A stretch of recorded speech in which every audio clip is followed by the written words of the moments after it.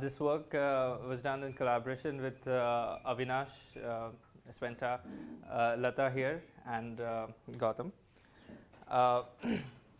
The plan for the talk is this. I'll very quickly review the SYK model. Then I'll talk about thermal microstates. I'll define what thermal microstates are.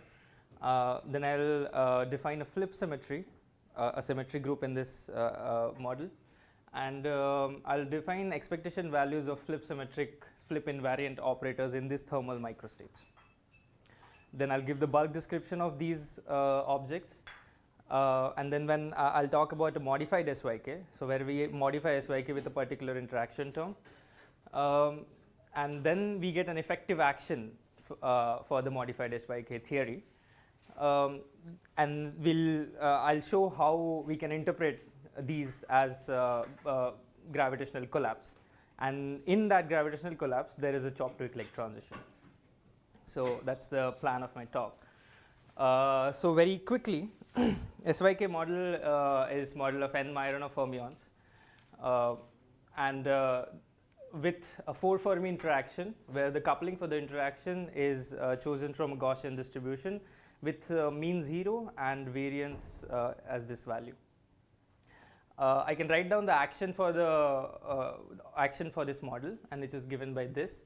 This action still has this disorder in it. Now we'll do three, to just go over this very quickly, we'll do 3 steps. First is that in SYK model, there's one of the interesting properties of SYK model is that the annealed and quenched averaging can be interchanged at large n. So we proceed with annealed averaging of the disorder with Gaussian weight and with mean 0 and this as its variance. Annealed means what? So we introduce the action itself before computing the variable. I didn't understand. So it's log of average z. Log of average of z, okay. It's not average of log z. Average of log z would be quenched. And can I just ask you, is that simply because basically you evaluate at saddle point in large n? Mm-hmm. So then whether you do log of s or the average of s, it doesn't matter, right? If z is just s, then yeah. a saddle point and then. I mean, one more reason is that let's say when we are considering annealed averages, we are really saying that the j's are dynamical fields in the theory. So what I have to show is at large n, if j propagator gives additional diagrams, though all of those diagrams are suppressed at large n. That is what annealed means. I start treating them as dynamical fields, but what happens at large n, whatever these dynamical fields contribute are subleading in n. So we introduce a sigma Lagrange multiplier to set another bilocal field equals to the 2-point function of the fermion. This I is summed over here, and after that we can integrate out the fermions. Once we integrate out the fermions, we get a bilocal action with a log determinant term here, and all the variables here are bilocals. Now there is a limit of this model, as we all know, which is the low energy limit, which we will call the conformal limit, in which the delta term from this action can be dropped. If I drop this delta term, in this limit, this action has an emergent reparameterization symmetry under this transformations. So basically, fermion gets a weight 1/4, scaling dimension 1/4. After dropping the delta term in terms of the bilocal variables, the equation of motion becomes this. And what I'll call the soft mode manifold is all the solutions to this equation of motion. The solutions of these equations of motion can be found at 0 temperature and finite temperature. The 0 temperature solution is found by using some ansatz, the conformal ansatz. And then we know that there is a reparameterization symmetry, hence all the reparameterizations of this saddle are also solutions. And similar way we can do it as at the finite temperature, and all the reparameterizations of the finite temperature solution are also solutions. But we see that these solutions don't have the diff S1 symmetry, the reparameterization symmetry. So but they only have an SL2R. So if I take this F and take F to SL2R of F, in the sense I write F as AF plus B divided by CF plus D, then this remains invariant. Hence, these solutions spontaneously break the reparametrization symmetry of the action down to SL2R. So that is why the soft mode manifold is should be thought of as a diff S1 mod SL2R manifold. Okay, so now this was a quick review SYK model, and now I'm going to yes. Question, please. Suppose what you're actually doing, as you said, is treat J as a field in the path integral. Yes. Now, but this, if I take this point of view, treating J as a field in the path integral, this does not give me a unitary theory, right? You cannot find a Hilbert space associated with J quanta and so on. I don't think so. Yeah. No. Okay. Suppose it's a non-locality. The J correlator. Yeah, J correlators are just some constants. They don't constant in time. Oh, there is no derivative term for J. Yeah. Yeah, there's no derivative term. It's a Gaussian, so it's just like a mass coatom. Now, I haven't thought about it, but yeah. Now, J, just you average it. Is that Lagrangian for J? I mean, that's what you do. When I'm saying I'm doing annual averaging, I basically say that my J's are dynamical fields with that Gaussian weight as being action for those fields. So you could write down a Lagrangian that gives you that propagator. It would be highly non-local, I think. Yeah. So presumably that's the reason there's no Hilbert space in time. How non-local in time? Limit of what? So kinetic term going to 0. Right. So, but this is a classical action which is highly non. What can you show us the propagator one more time, please? It's just this object. I mean, this is what I would call a propagator of J That's field. in omega or in time? That's in time, because I mean, there's no time variable really. It's not dependent on time, but So it's that. So it's J at T1 and J at T2 averages that. Is that right? Yes. Okay. So No, what I mean is then the action, if you add a del J term, Mm-hmm. then the propagator would be different, Sure. Yeah. and then it would be time dependent. Yeah. So- But in some limit you could recover it, right? I mean, yeah, that's how you should think about these systems. That there are degrees of freedom in the system which are fluctuating very slowly with respect to other degrees of freedom. So I would That's say for the psi, right? That's for the psi. But So even for J, can we not do it this way? no. I'm saying for J and psi. So consider J as a degree of freedom in the system, which is moving very slowly with respect to the psi quantum fluctuations. Hence, whenever we consider quantum processes of psi, we should just assume J to some fixed value, and that fixed value is taken to be disordered. So unitarity is there, right? So can, if the thing is in the limit, then can one not make this unitary as a function of something?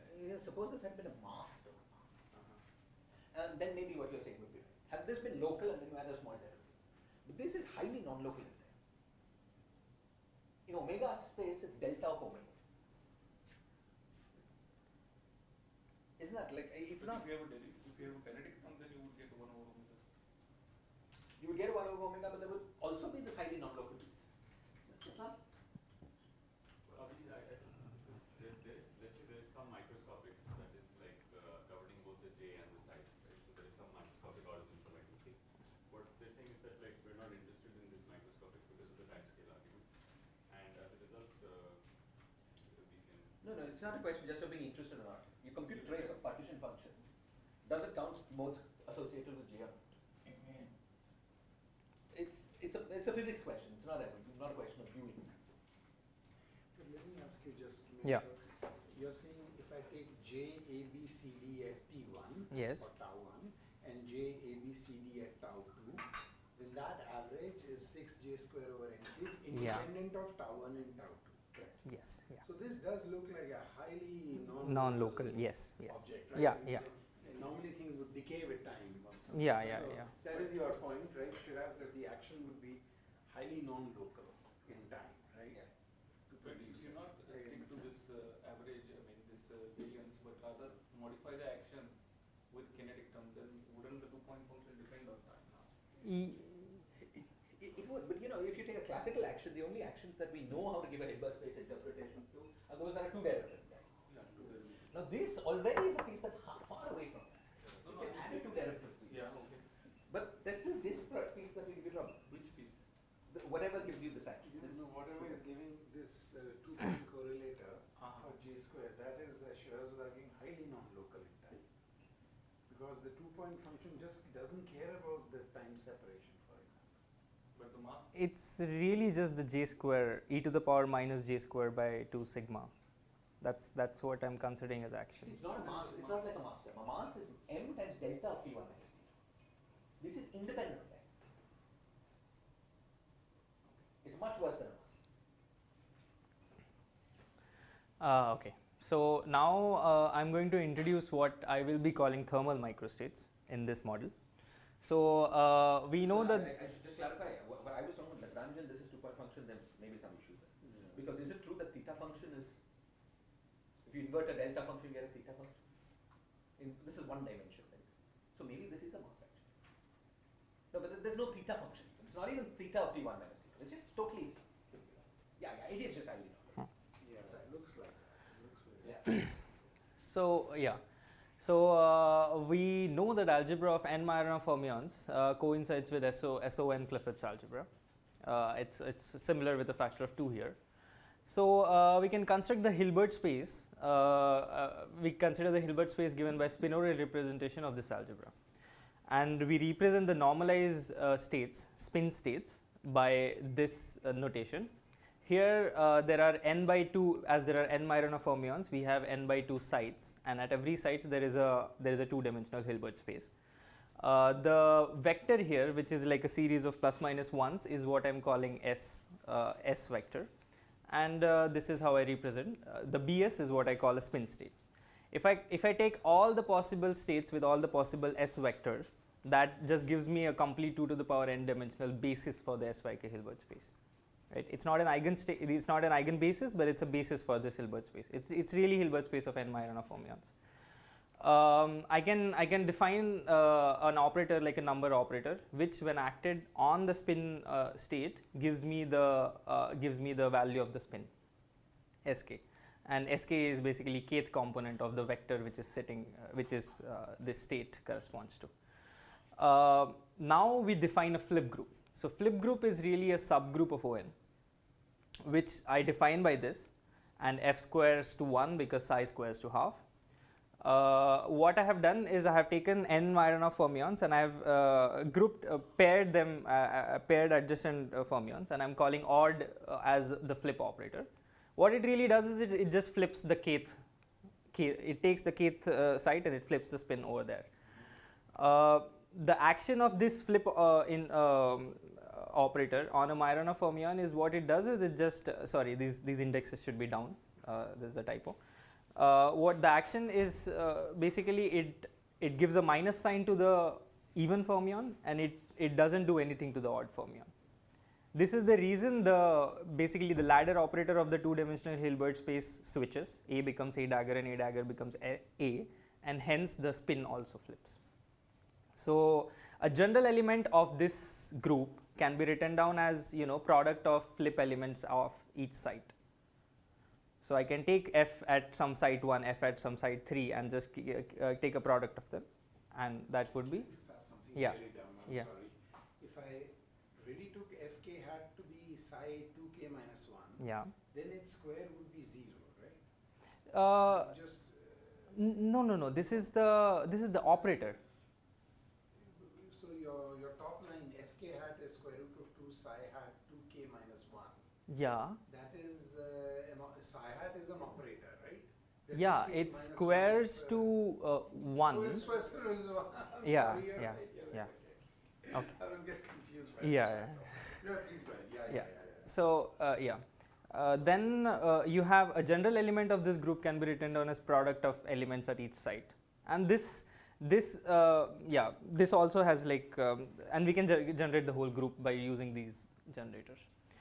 So now so these are states are what I'm calling the thermal microstates, and let's consider So each of them gives you a two-state system.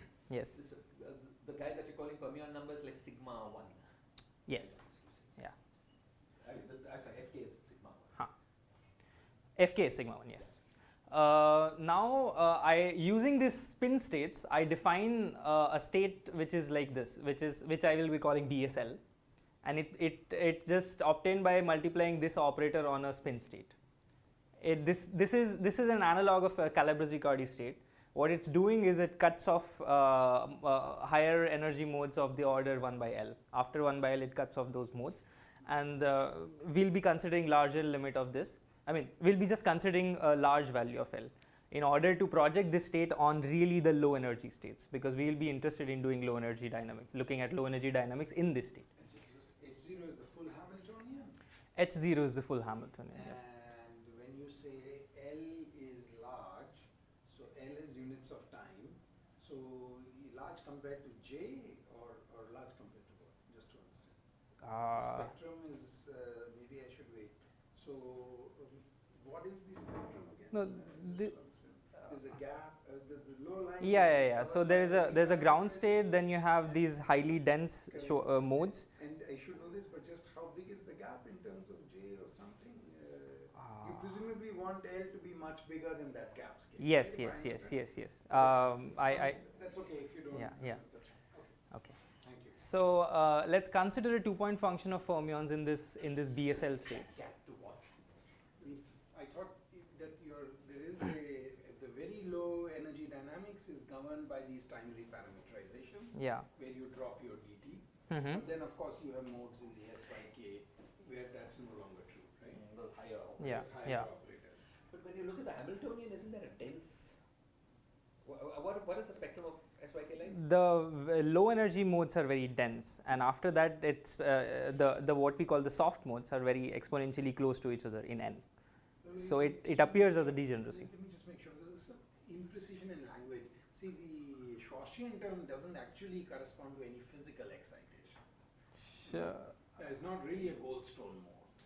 So I mean, you would say that it's a pseudo Goldstone mode. No, it's not. There's no physical excitation in the system actually, which we were talking about this the other day, which comes from the Gaussian action. The Gaussian action is important in exchanges and so on. But okay. Oh, I see. Yeah. Just to ask you, what actually is the spectrum? If I can ask you, that's a well-posed question, right? Yeah, and this you compute by computing the partition function, so we know the answer. Yeah. So I mean, I would say that it's very near to the ground state. It's so they're actually eigenstates of the Hamiltonian. Yeah, it's not a unitary after averaging. Let's say we average. Then Yeah. isn't it true that that it's basically a continuum, at least if you don't look at scales? Yes. Yeah. Okay, then I was wrong. I see. Yes. So you have a continuum up to some point, and then Just all the way. Yeah. all the way up. Is that No. Then there are hard modes. Then there are these things. Let's take these operators and states and separate those two. Okay. Okay, it's true the spectrum of operators has these. Yes. Okay, but if I just compute the thermal partition function. Yeah. It'll have continuous. Yeah. I agree with that. Sorry. I was Just to being ask, I mean, confused. strictly speaking, not your unitary theory and all that, right? So this is a bit of to call this the spectrum is not. Yeah, what it probably is you take the spectrum of any one of these couplings, compute the partition function from that spectrum, and average the partition function. Yeah. That sounds right. Okay, in that sense, the spectrum. Yes. Yeah. So yeah. Now I want to look at a 2-point function of fermions in this BSL states. I have not done the annealed averaging yet, so I'm just looking at the unaveraged. So the disorder is still there, and it depends on the boundary condition. There is a spin state sitting here. So the G depends on disorder and boundary condition. What I have done here in second line is expanded all the evolution operators out, right? So this L comes out as e to the power minus h0 to the power j, and everything. Now what we do is just introduce these identity operators, f square. So consider a general flip group element, and just we know that f always squares to identity. Hence consider that operator and insert everywhere between each of these operators in this string. Once I do that, what really happens is that the extreme left operator acts on this state and converts this state to Bs prime, where f, this is how the Bs prime is defined, that f acting on Bs gives you Bs prime. F flips all of them? Some of them. I mean, f is a general, it could be. F has labels. Yes, f has labels, yes. Now, what happens to the Hamiltonian? What happens to the Hamiltonian is that basically Hamiltonian had a disorder in it. So whenever I've already shown here that the operation of flip on fermions is either give it a sign or not. So every time it acts on the Hamiltonian, in each term of the 4 Fermi interaction, it either produces a sign or not, depending on what the indices are. And I argue that I can absorb that sign into the disorder. So the sign goes into disorder and the form of the Hamiltonian remains the same. So F acting on this evolution operator basically changes the disorder in the Hamiltonian to some J tilde. So that's all. That's what happens. But by definition, we have only introduced identity operators. Hence, G with a S boundary condition and J disorder has to be. What was G? There was G was here. It is 2-point function in this BSL state. I see. And sorry, what the disorder was what, please? Disorder is in Hamiltonian. Okay. Right? It's a 4 Fermi interaction that there is a disorder, and I've inserted flip operators. So by definition, we have inserted identity operators. Just once, strictly speaking, when you write these brackets, Yes. what you mean is compute for some value of J, then average over J. So not yet. I haven't. Not yet. Right now, I am keeping the disorder alive. That's why That's it why is you have depending a on J. J. Yeah, exactly. These are unaveraged values. Yes. All right. So as far as okay, got it. So what this tells you is that a 2-point function with S boundary condition with some boundary condition and some disorder is exactly equal to the 2-point function with a different boundary condition and different disorder. So that's Between S and S prime? this F acting on BS gives you BS prime. And this can be done for any general flip element. Now I can write the representation of GS in path integral as this. So let's look at this diagram, and I start from the right hand side. I start with the BS, let's say I start with the BS state here, which is the red dot here, and I go L distance in the Euclidean direction, which is going down here, L distance. Then I have a real time evolution and insertions of these two operators along along T prime and T. Now I can choose to go to infinity and come back, but nothing really happens because these two contours are going to cancel each other. And then I come back here, and from here the last bit is this e to the power minus LH, which I close it here. So now this is a path integral with a particular boundary condition, and to represent that boundary condition we really have to insert wave functionals. So this psi is inserted at the minus L Euclidean time here, and this psi is inserted at L Euclidean time here. So these are boundary wave functionals, and this is the appropriate measure. This measure has to be defined, which is a different from usual measure. And the action has the disorder, because I've just gone to that's all I've done. So now what I'll do is, now let's introduce the disorder averaging of this object. What happens in disorder averaging? So this is how we are going to disorder average it. So this is the quenched averaging, where you compute the variable and then you average the variable, right? I think they're disconnected. But now what I can do here is that let's write. Just share the screen. 1 second. Sir wants to speak. Sorry. Yeah. Yeah, it's fine. It's fine. I want also monitor continuously whether the connection is on or not. It's not Gautam, your mic is on. He's on. No, he's on the phone, so we are hearing one. Alright.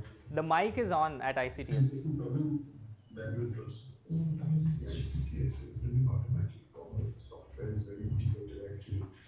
No, so it is not. I said that it's not. It's an auto.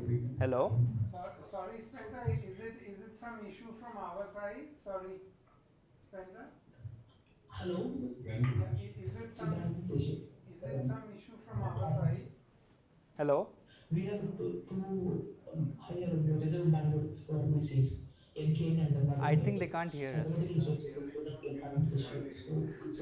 Hello?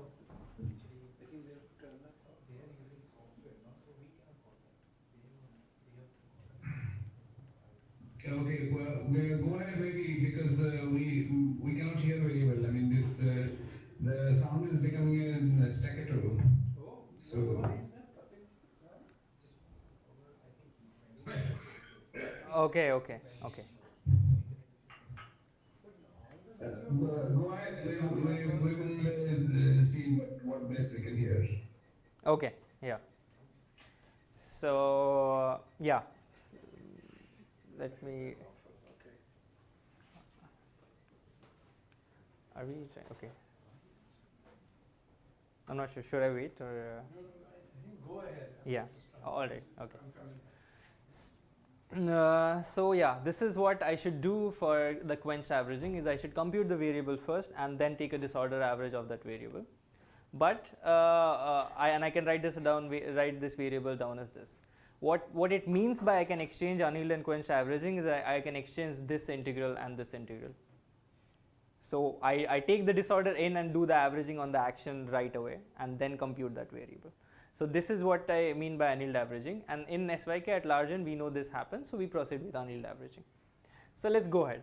Now what we do here is, so once we integrate out the disorder from the action here, the action just doesn't have disorder in it, which is action gets this form, and this form is like an ON symmetric form. And so what really happened here is after disorder averaging, the dependence on the disorder just went away, and the dependence on boundary conditions is still there.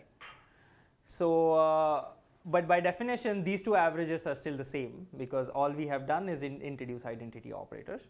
So what we have shown that at large n and after annealed disorder averaging, these two quantities are exactly same. They don't even depend on the boundary condition because these two objects are by definition same. Similarly, so what I have shown here is that, so what really happened here is that the reason I've chosen my operator to be a clever operator, which is a psi. What this does is if one of the psi picks up the sign, the other psi also picks up the sign in the downstairs, and the total object does not get any sign, right? So that means I chose a flip symmetric operator to go with to compute the expectation value. So hence, so at this point what I can do is if I just remove these fermions from this equation, then I can just trivially prove that the dot product of two BSL states at large n after annealed averaging is exactly the same. Now, why doesn't this also work with quenched, with the other one? More generally, wouldn't it be true that that this 2-point function, as you said, the 2-point function at j is the other 2-point function at j prime? Now, whatever measure you get from this annealed business, that will be ON symmetric. Mm-hmm. So then when you finally do this whatever, I can't remember these words, the other one. Quenched. Quenched. When you finally do this quenched average, wouldn't that also give you the same answer? But more or less the same answer? No, would also give. Well, at large n, yes, it would give me the Why same not at answer. finite? Because I mean, at finite n, if I'm saying that this, I mean, I do the j integration before. No, but let me not do the j integration. So I get the answer. Yeah. Let me keep the j integration out. Yes. So whatever answer I get will depend on j. Yeah. But it will depend on j in an ON symmetric fashion. Not ON symmetric fashion, because unless you integrate out j, you don't get an ON symmetric action at all. Well, if you did an ON transformation on psi and a j, that's a symmetry of the theory. Yeah. Okay. Yes. Therefore, if you work at fixed j, the answer will be ON symmetric. Fixed j. The answer will be ON symmetric. Because I do the change of variables on. No, but you're saying that you're changing the j also, but fixed. Exactly. So Yeah. I'm saying that your z of j will be equal to z of ON transform j. Yes. Okay. Yes. That's what I mean by ON symmetric. Yeah. Yeah. Okay. Okay. So then whatever you get on the other side has this z of j has this ON symmetry property. Yes. And since this z2 was part of ON symmetry, now when we do this integral over j, Yeah. I don't understand why you've not proved something exact. I mean, what is it that? So I'm just saying that I am supposed to be computing this object. let's say, let's try to compute this object. Now the GSJ, Yeah. doesn't that have some ON symmetry in it, or it's broken by the observable? Broken by the observable. No, actually, this observable I have also chosen to be ON symmetric, but I'll go ahead and choose non-ON symmetric observables also. Okay, but let's say, so that could you go back to the next? I thought in the upper case you have some denominator which is the partition function, right? Yeah. That has to be put for proper normalization. Yes. Which is a function of J. Sorry, Shreya. Is that 4-4 coupling is ON symmetric, right? It's. If you transform J as well. I mean, if you transform J as well. If you transform J as well. Yeah, okay.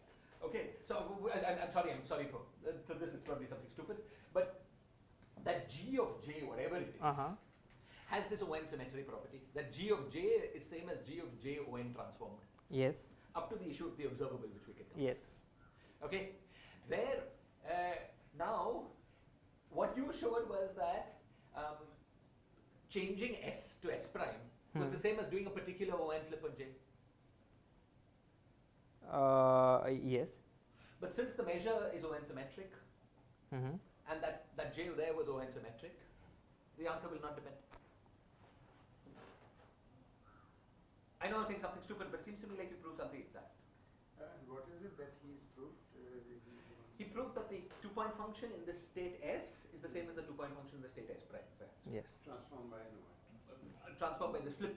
I think by any by the flip.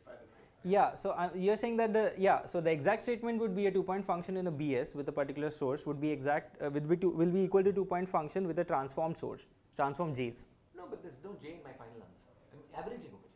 Oh yeah. So average version I understand that's true. So you're saying that this is what I'm saying is that I don't see why you've used this quenched anneal business. Yeah, it's Sure. Yeah, I mean, I could have used that thing, but to compute stuff, annealed averaging is easier to do. No, but it sounded like when your presentation, Yeah. you needed to make this you needed this fact that the quenched was equal to annealed in order to prove this. No. Oh, I see. Yeah, it's not needed really. It's not needed. But in order to do computations, I mean, as far as I know, computations are easier here. But you're saying that this statement is an exact statement. Yes. After averaging, this statement is an exact statement at large n. For finite.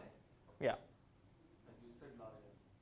No, I mean, see, why? Oh, yeah. So at finite n also, because you're saying that the J will also transfer. As far as I can tell. Yeah. Okay. Fine. Yeah. Let me just understand why. And just do some path integral manipulations. Right? All the state and operator and all is not needed. You're just doing a change of variables in the path integral. Psi goes to minus psi, J goes to minus J. That's all you're doing, right? Yeah. Okay. Yeah. In other words, I guess what you're saying is whether you take log of Z and average or you take Z and average and then take log, none of that matters. None of that matters because it's just coming from a symmetry, I thought. I haven't. Oh, I see. Yeah. I'm using large n because I would like to compute this afterwards. For this it's not needed. Yeah, I get it. Yeah, that's correct. So what we have shown is that average 2-point function, which is defined by this, is in every BS state is same. So I can sum over all the S states, which are 2 to the power n by 2 states, and I would get this object. So summing over all the BS state is really taking trace of this object. So why in large n? It's true exactly we just agreed. Yes. I hadn't realized this point. I'm just worried I'm saying something wrong. Because No. I know that when I read Malasena's paper, he also says it happens at large n. I mean, I think large n and all is required to do the next part, but these statements I think are true at finite n also, right? Okay. So this is what it happens when I sum over n. I get a trace, but then every element is equal. Hence, I can just divide by this 2 to the power n by 2 factor. So I get the average of 2-point function as this, and then I get average of this is equals to partition function, which after, so the right hand sides are also averaged. And just once, annealing means you average the partition function and then take log. Okay.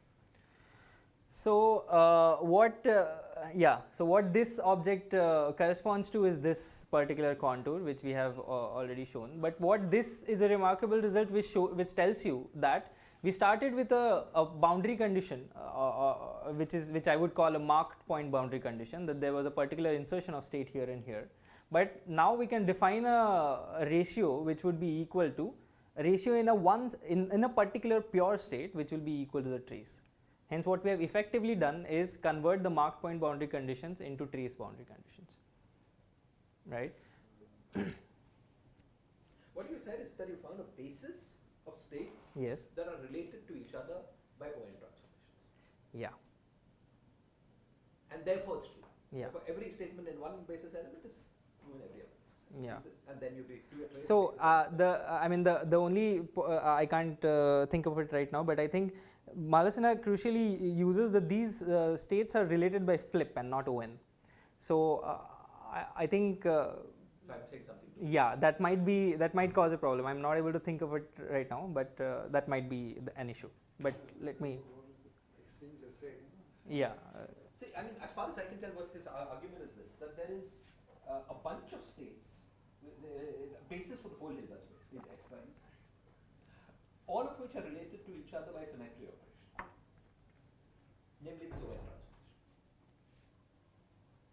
Okay, and therefore, if you make some statement in one state, it's true in all the others, and therefore it's true for the trace. I mean, once you do this averaging. I mean, it wouldn't be true without the averaging because then the J is transformed. You know, so if I do an ON transformation on my fermions, it might not just pick up trivial signs, right? It will pick up a very complicated thing, and to compensate that through J's. Is an ON transformation on J's? Meaning you're saying Yeah. the path integral, you change your variable from psi doing an ON, Yeah. and then J transforms, and that's the net effect, right? So that's obviously I see. correct. Yeah, it seems correct. That's just part of doing the psi path integral. Yeah. After that you get the, Okay. that's correct. And that's So it has to be right. yeah. So what is the remarkable about these particular states, thermal microstates, is that you convert. Yeah. Okay. Right. So Is it better now, Spencer? Why don't you speak to the thing? hello. Hi. We can see. Yeah, it's much better. Okay. Yeah. Okay. Yeah. Thank you. Yeah. Great. Could I ask them? Yeah. Just ask them to confirm what we were saying? Is that okay? Yes. Yeah.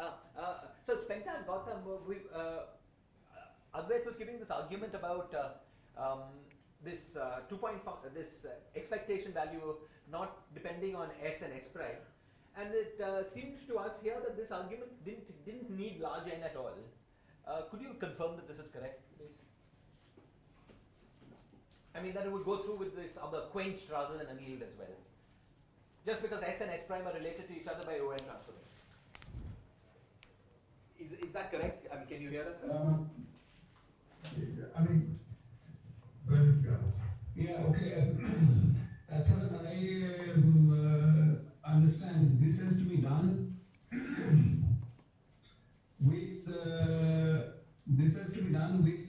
J integral along with the psi integral. If you do the log stuff, then we don't know how to do this one.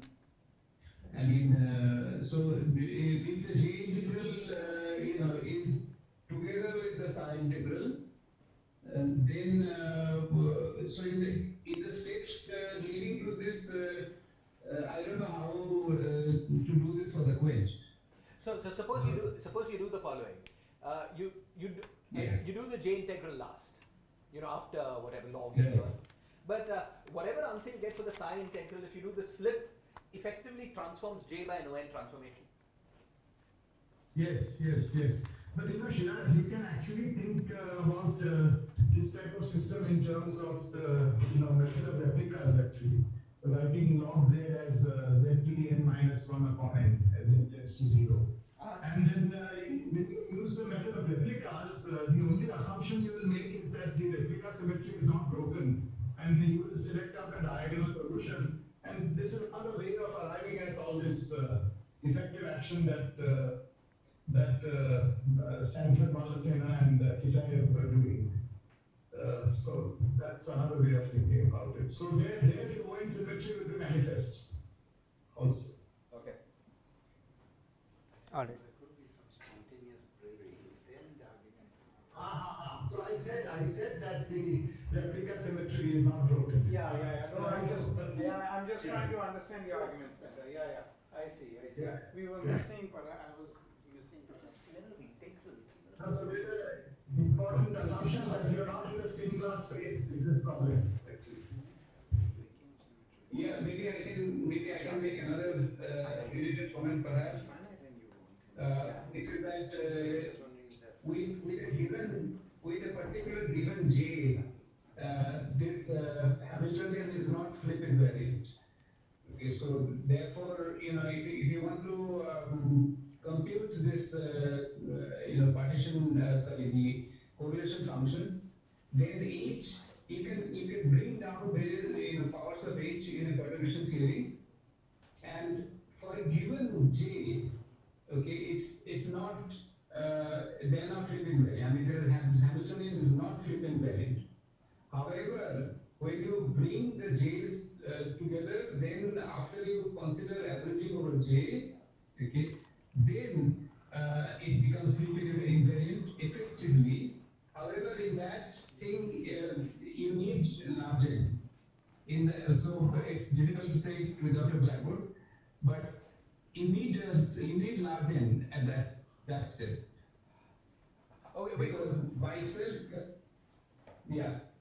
I don't completely understand, but maybe we can discuss it after the talk. So Adwait, what can you Yes. Sorry, what is the relation between flip and Owen? It's a subgroup of Owen, that's all. Flip just puts signs on this thing, and Owen actually non-trivially rotates the vector. So I proved this for this particular operator, but now I'll just go ahead and say that any flip invariant operator, even time dependent, this statement is true, that the expectation value in a particular S averaged is equal to the averaged thermal expectation value. With identification as beta equals to 2L, because these two blue lines get identified, the L becomes a circle.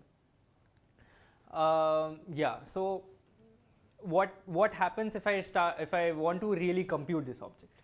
So if I really want to compute this object, I would at large N I would go to this particular action, which was a bilocal G sigma action, and the variable here will become G. In the saddle point approximation, we don't just have one saddle, we have all of this family of saddles, there is a complete manifold of saddles. So we have to integrate over or sum over all possible saddles, which is the soft mode manifold.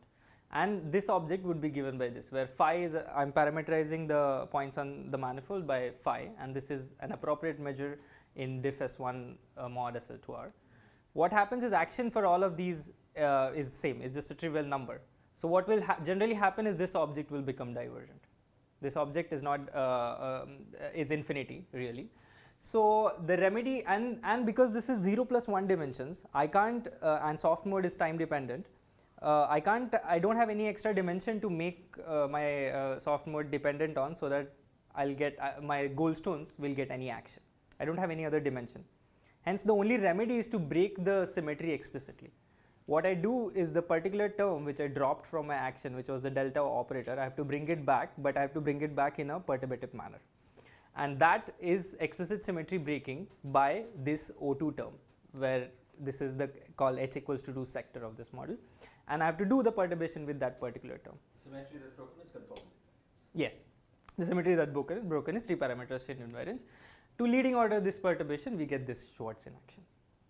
Now I've written Schwartzian action as this, where f is parameterized as this, some tan of some phi. This is the finite temperature version.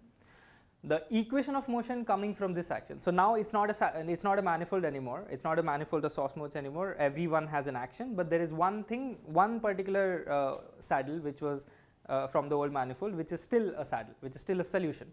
And the equation of motion is Schwartzian prime equals to 0.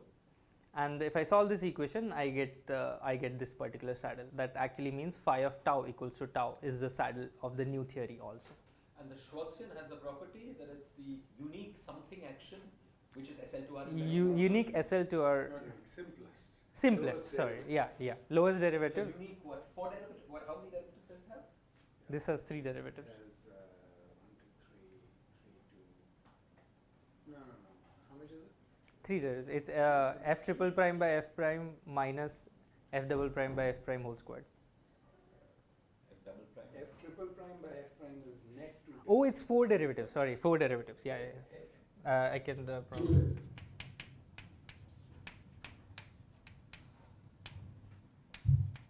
Double prime by f prime square. Yes, so it's 4 derivatives. Actually, net in terms of net derivatives, it's 2, but it's 4. If you expand. Yeah. So it's in expansion, it's the unique 4 derivative action that is SL2R and then Yeah. Okay, so now we have only one saddle and we don't have a manifold of saddles anymore, and all of these saddles are, have Schwartz in action. So so we have broken conformal symmetry. Now let's talk about gravity. What happens? How is the gravity defined?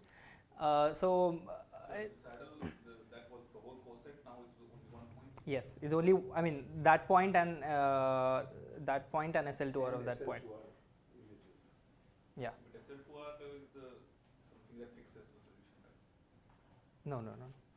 I mean, this action still has an SL2R, right? F going to AF plus B and CF plus D is in symmetry of this action, but it's kind of a gauge symmetry now, because it's not. In the for the bulk theory, we consider Jakob-Teitelbaum, and we have already added the counter term here by demanding that you need a well-defined variation principle problem, or let's say well-defined Brownian stress tensor. So you can add this counter term.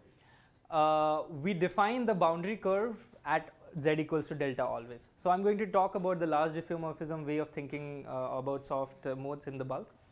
We define boundary always at z equals to delta, and the boundary condition on dilaton is phi of tau comma delta is defined by some function phi of tau, and it's divergent by 1 over delta.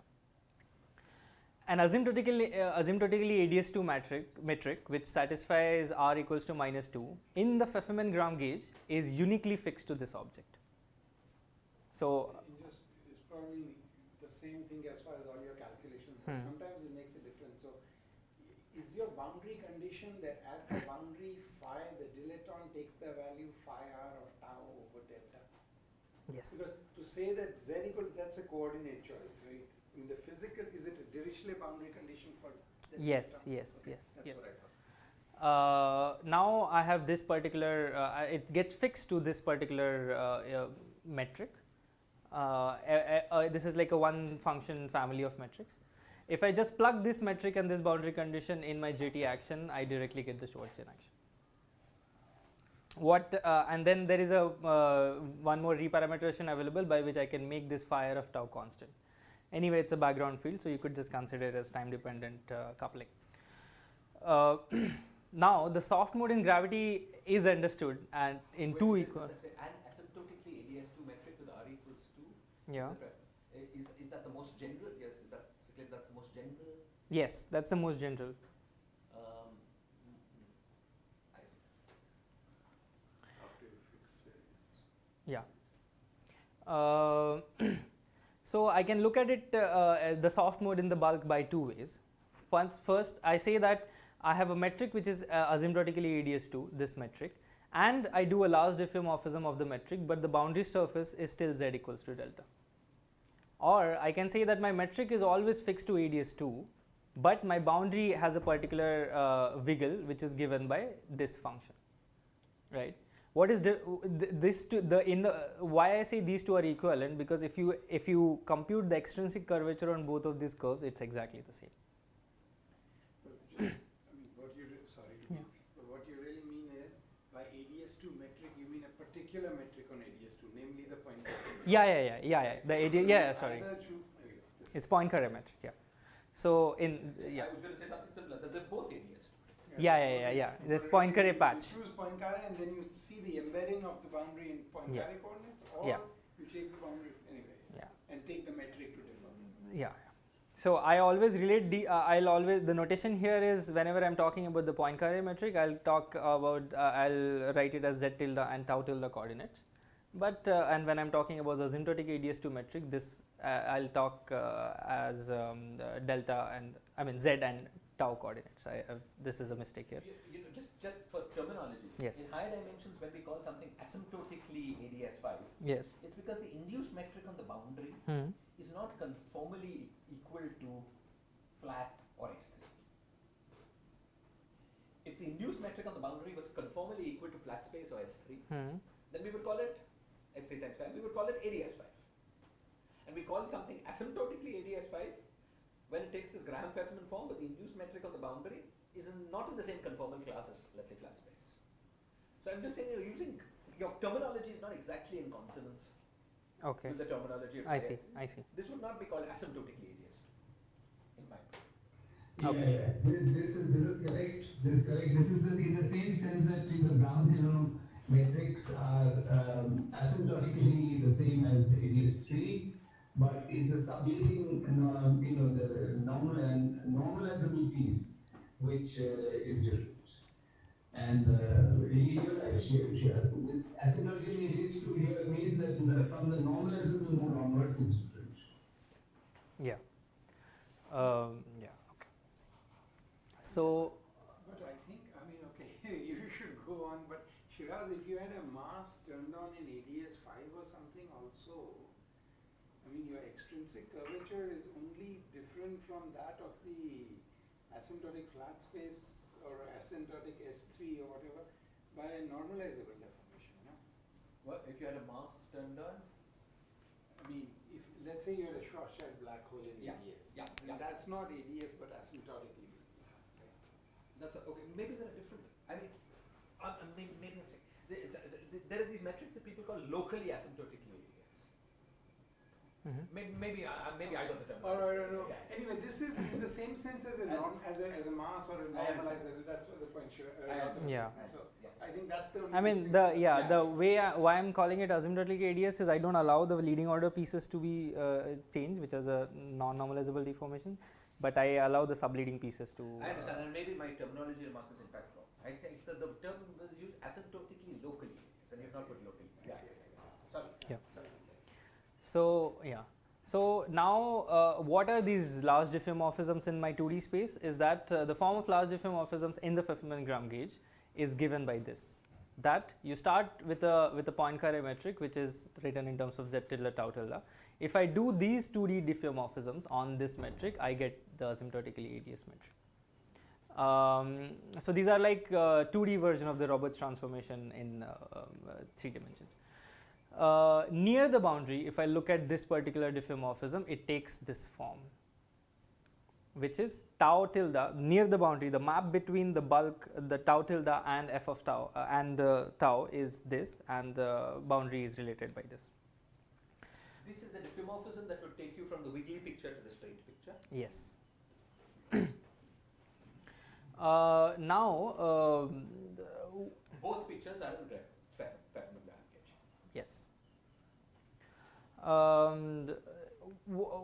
I can choose particular saddles here. I can choose f as tau, which will just give me the Poincare patch, or I can choose f as some time some scale here and tan tau, and that will give me a ADS2 black hole. So now the reason we are just able to do some diffeomorphism on a Poincare metric and get a black hole is because the function we have used is not really an R1 to R1 function. It's a tan function, so it's R1 to S1. And that's why we are able to start from a geometry like this, which is a horizonless geometry, and do this transformations and reach a black hole. In particular, the Jacobian of this transformation is singular at the horizon, wherever the horizon is created. So now I want to understand these geometries in Penrose diagram, and to draw Penrose diagram I have to go to Lorentzian signature. In Lorentzian I have we can continue all of this machinery into Lorentzian signature. Show me that map once more. I was missing it. The one that gives the black hole. This map. No, the one that takes you to the black hole. That's this.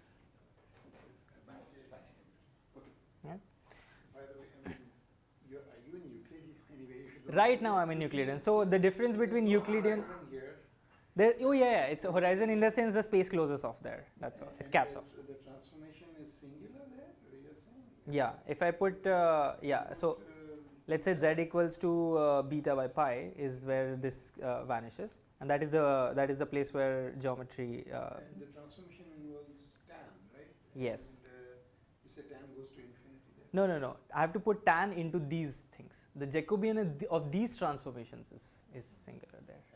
Yeah. So Z is cut off in this new term. Yes. The old thing Z went all the way to Yeah. to infinity. Yes. But here it stops at a first Yeah. point. So this the difference between Euclidean and Lorentzian picture is tau replaced by t. So that's all I'll do. So now I want to look at Penrose diagrams of these geometries. Hence I'll just convert the whole machinery into the Lorentzian signature. In the Lorentzian signature, the saddle which was the Poincare saddle becomes f of t equals to t, and the black hole which was tan becomes tan hyperbolic. So in the Lorentzian signature, it remains R1 to R1 function. Oh, sorry, no, here also it is not, but now I'll explain why. So the Penrose diagram I'm drawing is always in tau tilde z tilde coordinates, t and t tilde z tilde coordinates, and I'll be plotting the boundary curves for different f's. What were T tilde, Z tilde? T tilde z tilde are coordinates of the when I convert this back to a point Where the curve. metric was just. Exactly. Yes. Yes. And the cutoff was wiggly. Was at z equals to delta. So yeah, cutoff will become wiggly. Yes. So in Z tilde, T tilde coordinates, the Cutoff is wiggly. Yes. What I do is I'm drawing the picture in the z tilde t tilde coordinates, and the boundary curve is given by these particular objects. And we say from ADCFT that the boundary is where the SYK theory lives. Now I have drawn two curves. There's a blue curve here and there's a green curve here, and But even roughly, I'm not understanding this diagram. What is this 45-degree line? That's the horizon. so it's supposed to be the upper half of the right Poincare patch. Where is the boundary? This is the boundary. Which one? The straight line? So no. So this is the okay. So these curves here, that is what I define as boundary. So if I really go to z equals to 0, so z tilde equals to 0 is this. So this z tilde increases in this direction, and tau tilde increases in this direction. So this slice here is z tilde equals to 0, and this 45-degree line is z tilde equals to infinity. Okay. And where is the boundary? The boundary would be defined by z tilde equals to this curve.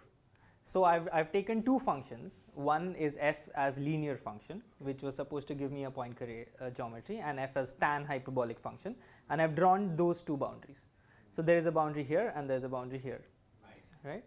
Now what is really happening is when I take a tan hyperbolic transformation, there are points in the bulk from which if I send a light-like signal, the fastest signal, it can't reach this boundary at all. Hence, for the boundary observer sitting on this boundary, there it is a horizon. Now what's happening at Z tilde equals infinity? This space-time? Nothing singular, it's just the space ends there. Your coordinate patch ends there. No, for the black hole, actually, you go inside the trap surface. You also have the horizon, as you're Yes, saying, yes. and then you go inside, Uh-huh. and then you can get to phi equal to 0, which is your singularity. Oh yes. You could do that. Define The the singularity. That's This is only half of the Penrose diagram? this is only half of the Penrose There's diagram. more to the space. Yeah. If you want to cut off space where phi goes to Yeah, 0, yeah, exactly. So what will happen is if I that's true.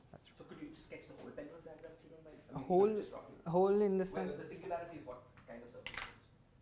Oh, I see. So singularities in 2D in the 2D surfaces, I'll just call it when the dilaton goes to 0. Those are the singularities, right?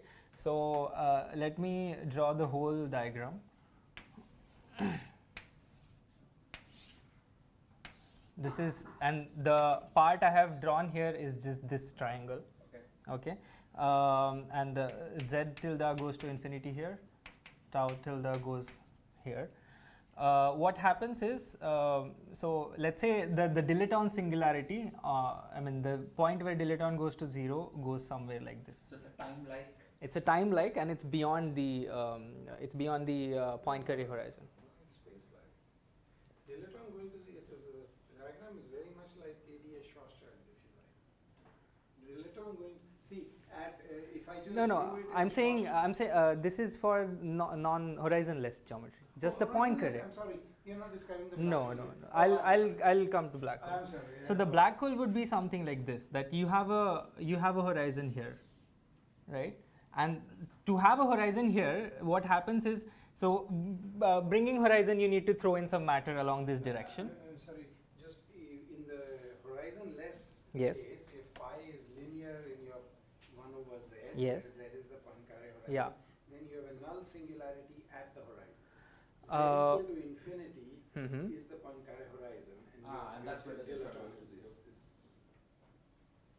Yeah, but I think maybe this diagram I'm considering that there's a constant piece to dilaton also. If it's just a linear dilaton, then it will go to 0 along these null lines. But if I have a constant piece, it will go to the other side. Yeah. And then when you have a when you have a horizon here, what happens is there's another singularity that emerges here, and it basically connects with this singularity. See, what I'm not, sorry, there's some elementary thing I'm not Yes. understanding. I thought whether or not you had a black hole was just a choice of your boundary surface. Yes. So what's happening in the bulk, Yeah. I thought was totally So I'm saying there are two ways to really get to the black hole. One is that you have no matter and you just do a coordinate transformation. You're sitting in a patch which apparently has a horizon in it, which looks like there is a horizon in it. But now you could actually do a collapse process. You could actually throw in some matter, and that and you'll also reach the black hole solution. But that would be a solution in with an action of the matter also. I see. But first, could we do the simpler situation? Yes. Just draw the Penrose diagram of the whole process. Yes. And then only the question of whether we have boundary or not is just a question of what you're horizon or not is just a question of what you're regarding as a boundary. Yes. So now the question, if this dilaton was time-like, Yeah. if the singularity was time-like, it will always remain time-like. Yeah. So you're saying that there is a context in which the singularity is time-like. Yeah. There's another context in which singularity is like-like. Yeah. And then there is a case where singularity becomes space-like is when you have matter in your system. So, in other words, there are actually distinct types of solutions, because once you allow the dilaton to vary, you break the SL2R invariance. So now it's a question of, SL2R is different sort of subgroups, Right. and the point is, what are you leaving unbroken? So depending on that, so Yeah. the black hole leaves a particular symmetry unbroken, which is d by, the dilaton is going like 1 over, is varying spatially in black hole. Yeah. in Yeah. suitable coordinates. You're leaving a particular killing vector unbroken in the black hole solution, which is different from the killing vector you are leaving unbroken. Yeah. Point Yeah. vector. Yeah. Yeah. So Exactly. they're actually physically inequivalent solutions. Hmm. And one way to see that is that the surface where phi goes to 0 Hmm. without the additive Yes. piece is a null ray along the horizon for the Poincaré vacuum, but it's a space-like surface for the Schwarzschild. I'm sorry to interrupt, but could I ask from this point of view, if I just drew the Penrose diagram and just chose two different boundary surfaces. One of them is Poincaré, the other is the black hole. That's how he's presented it. Yes. That cannot change whether the singularity is null or not. Yeah, that won't change it for a given physical phi solution. Right. So you also See, change the phi. But See, you also can change the phi solution. just That's actually let me the make real difference between the black let me hole. make one point here. You're sorry, just to say. Yeah, one no, sorry, point, sorry, please sorry. excuse me. Yeah, no, it's Please okay, it's okay. excuse me.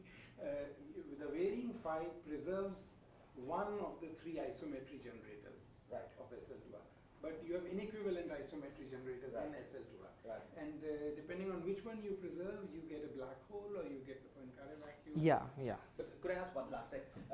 What's wrong with taking the phi solution that defines the Poincaré vacuum and then just choosing the boundary to be different? That also, as he's shown, gives you a solution Yes. with an event. Right? Yes. Why won't I call that a black hole? Well, there I would say what you really have is you're making the boundary move along some Rindler-like trajectory, and what you're calling your horizon is the Rindler horizon seen by this observer. Yeah, You know? yeah. That's different from actually having a black hole in the solution. I mean, I think whether there is a presence of actual singularity or not. It's a dynamical question whether, since you're defining the dilaton by the boundary, by some Dirichlet boundary conditions on the dilaton, it's different whether you get such a accelerated Rindler horizon self-consistently through the dynamics. You know? Yeah. So, sorry. No, it's okay. So, yeah. So, but right now here, while describing this particular process, I haven't really shown how we got to the F mode.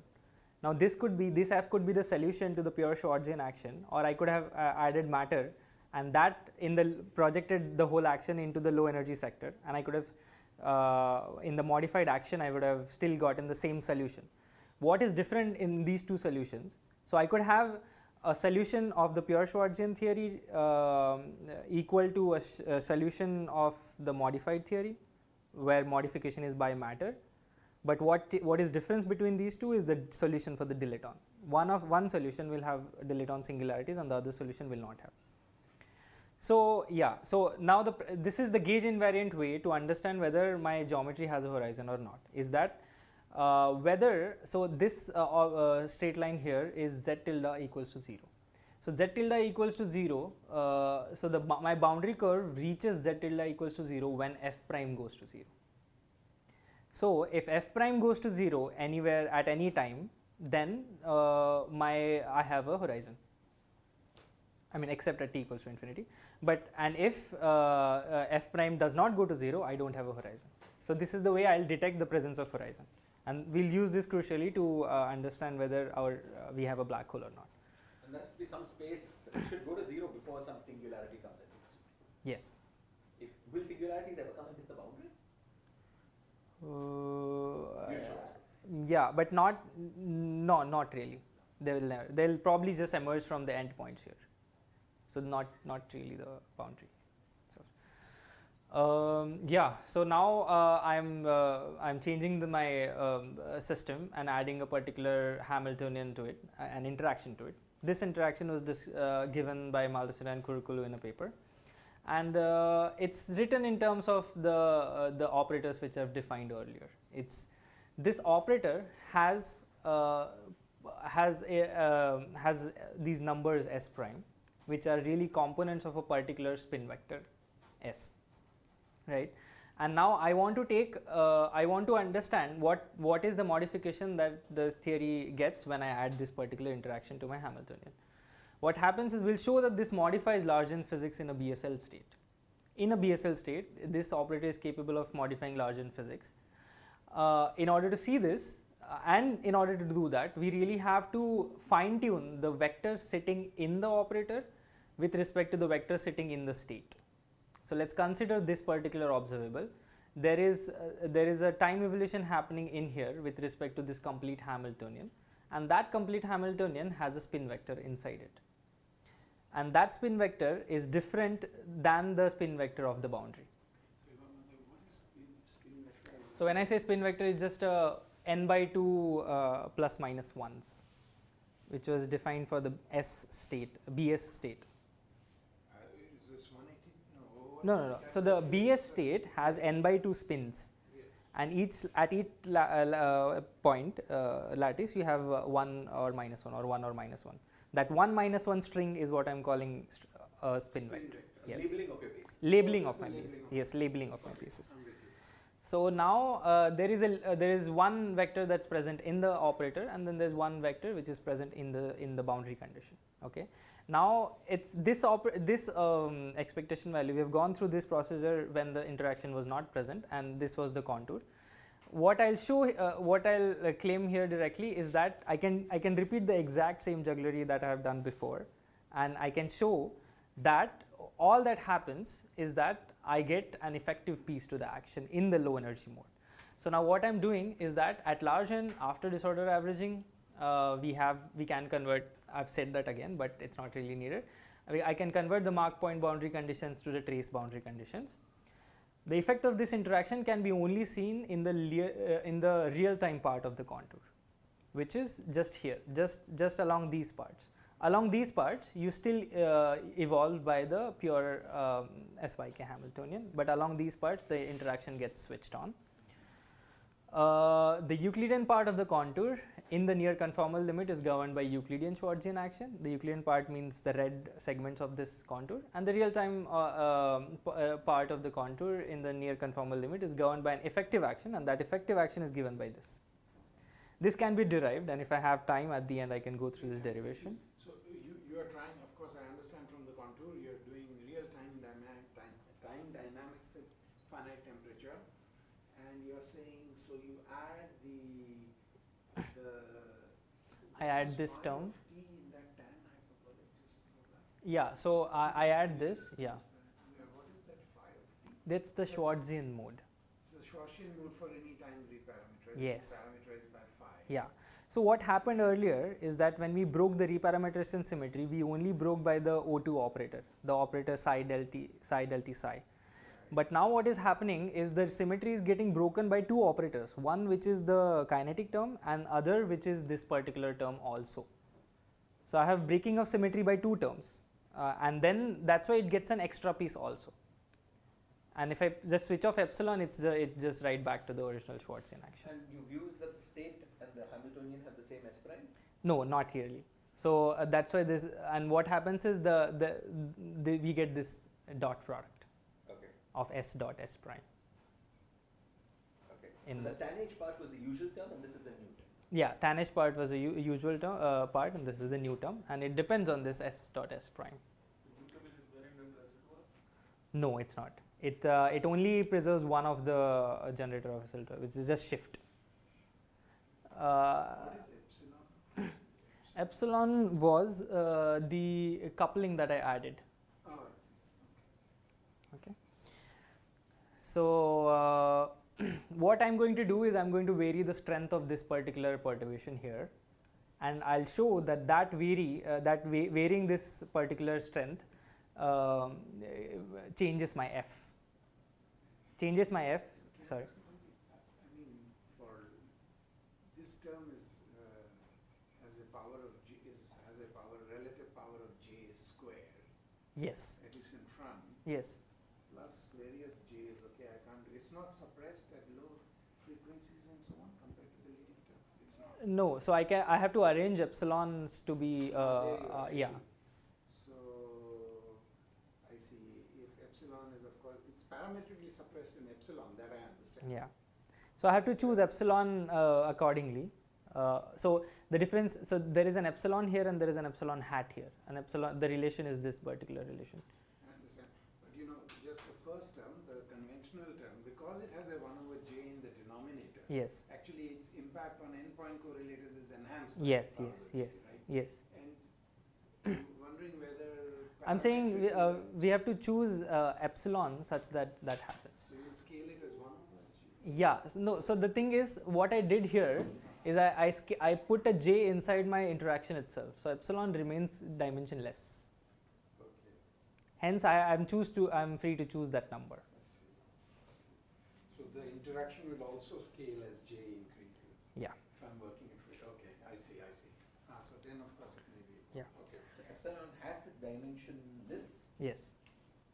And there is so what we really have to ensure is epsilon hat has to be order 1. Now it's very tricky because so now this is the fine tuning where I'll come to. Just look at the box equation. Yeah. I'm re-asking Sandeep's question. The two terms don't seem to be homogeneous in J if epsilon is dimension 1. So one in the large J limit, one seems more important than the other. Or not. That's what I was trying to figure out. That if you're going to take the whole epsilon hat fixed and take large j, then that term, is that what you want to do? How does it go? Yeah. I could. So maybe I can make a comment here that this epsilon is eventually going to be of order 1 upon beta j, and so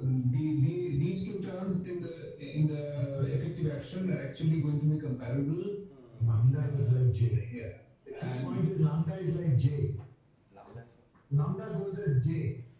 You see, what is lambda? Sorry, Splendor. The Lagrange multiplier. It's a Lagrange multiplier. Isn't that exactly? Yeah, I think maybe we should proceed a little bit more. You know, this lambda, the Lagrange multiplier is very important, and the fact that it's proportional to minus j is coming from the fact that there is you are evaluating this theory in a certain state, this BSL states. So I think we should go ahead and then you see these terms are comparable. Otherwise, all the questions asked are relevant. Yeah. So I just there's a fine tuning argument here is that I don't want to scale epsilon with n at all, because if it scales with n like some power of negative power of n, then this term will just switch off at large n.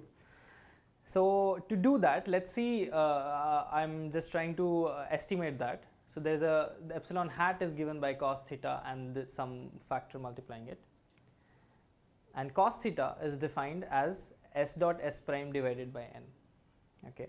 Now if s and s dot have r spins differing from one to another, then that dot product is given by 1 minus 4r by n. Okay.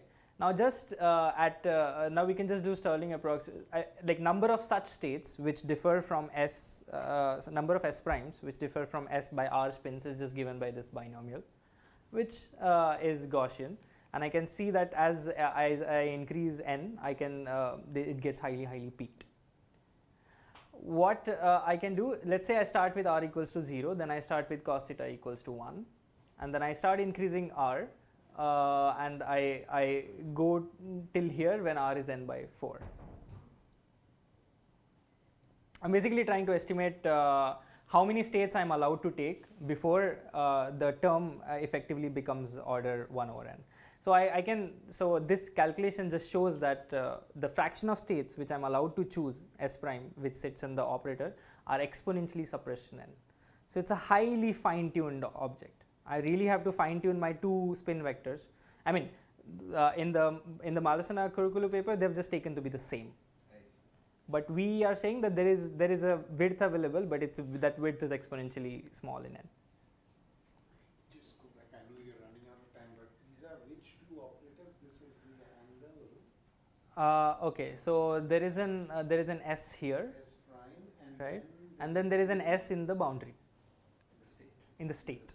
So you're on a given Hamiltonian, you want to look at very particular states. Yes. So that's yeah.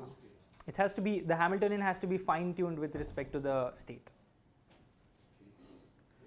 And Yeah. if it, for the particular analysis you carry out to hold. Yeah.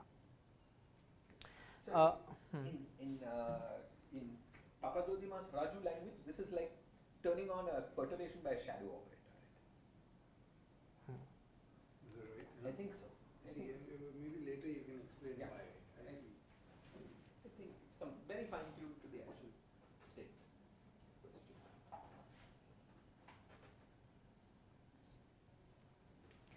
Okay. So now what I want to do is, now we have effective actions along all the. Will it be like turning on like a pulse from the other side? Yeah, that's what we will. I see. In the thermofield down. Yeah. This is what Well, no. Is that how? The state BS is like turning on a pulse from the other side. Exactly. So it's like turning on an operator on the other side of the. Yeah. Oh, I see. I see. That's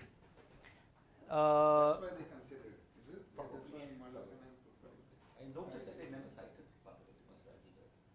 I see. But anyway, if you, sorry, this is helpful, so to slow you down again, but you take the double-sided finite temperature black hole, Yeah. the JT model, Yeah. and you try to turn on a pulse on the other side and map it back to SYK. This is the kind of operator you get. Is it? Not the operator really, the state. The state, what you get is that the operator would be a pulse from the left hand side itself again. Okay. Some yeah, infalling no, matter but from the left hand the side. state you get is like. I have some backup slides where I can show what happens. Okay. So now what I really want to do is just understand classical dynamics along the path, or the complete path of this object. What I already know is there is a Euclidean Schwarzian action along the red circle. Hence, that is just the known saddle, and I'll use that saddle to obtain boundary conditions for the solutions along the real time. what I have to do, this is the Euclidean. The real time is I have to take this solution, analytically continue to Lorentzian time, and then get boundary conditions at this point. I see. But now that you introduced this picture, just in terms of the double-sided, are the operators whose expectation values you're measuring all on one particular side where you've sent the pulse in from the other? Yes. And there, why do their expectation values change? Because this is across the horizon. I mean, you're not, just asking. So, Yeah, you can get to the other side. Oh, so how does it reach the other side? That's the question you're asking. Yeah. Is this wormhole story something? Yeah, that's what I'm asking. It didn't look so, like you're just turning on one. I may have said it wrong. No. But it's a good question. I'll make some comments at the end. Oh, okay. Yeah. I'm also not very sure about this thing, but yeah. Yeah, so now we can take this modified action, and this modified action simplifies immensely when I just choose this parameter. I'm saying that phi is log of f prime.